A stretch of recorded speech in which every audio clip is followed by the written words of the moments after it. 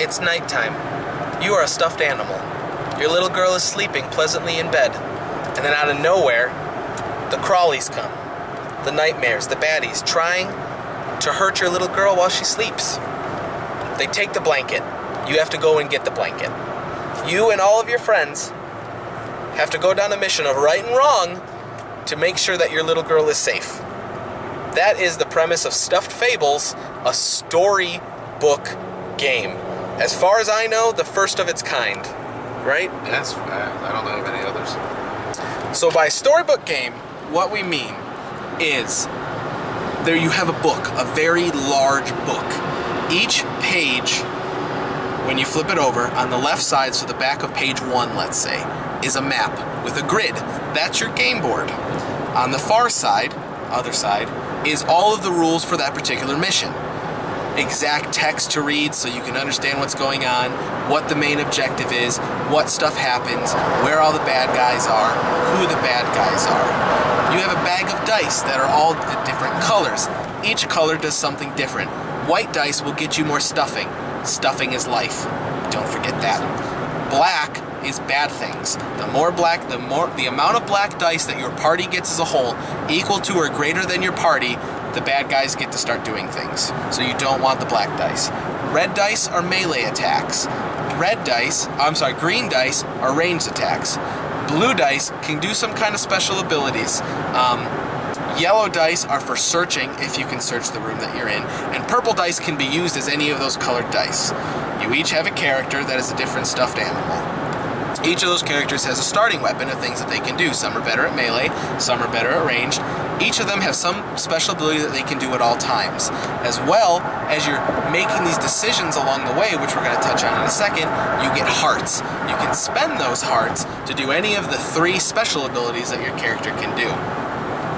Now as you go, the choices that you make in the game are going to affect it.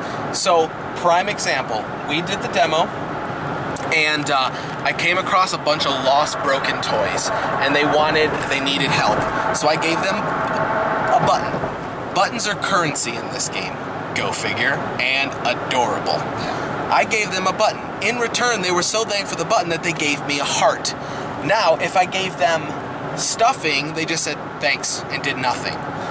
So it's meant to show how, sometimes things you do that are really nice may not be reciprocated back to you. As that happens and such, we ended up stepping on a trap, and the wagon went flying away. That immediately changed everything that we could do because we needed that wagon to go and get our little girl's blankie that got stolen. So then it tells us, go to page 13.1 and do the 13 quest. Yep. So we go to page 13. Now if we would have gotten on, we would have went to page XY, and that would have been how we would have continued to get the blanket. This game has changes every time you play. Great for kids, great for adults.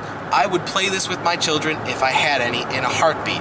You bet that when Teddy's old enough to do it, Teddy's going to be playing this game. Absolutely. It can teach your kids right and wrong, how to make good decisions, how to help people. It's great. It is. I mean, all ages love this, and they designed it for the fact of to be played as a family game, to start family game night up again because Hasbro sucks. That's my opinion. They own Wizards of the Coast. Whatever. But that was really just to hit at them because they have family game night. That's really the only reason. It is currently up for pre-order by Plaid Hat Games. It's going to come out at the end of this year. We both pre-ordered it. Yeah. I am so excited to play this game. The models looked really great, and they were only the 3D printed versions of them. They weren't the actual end models.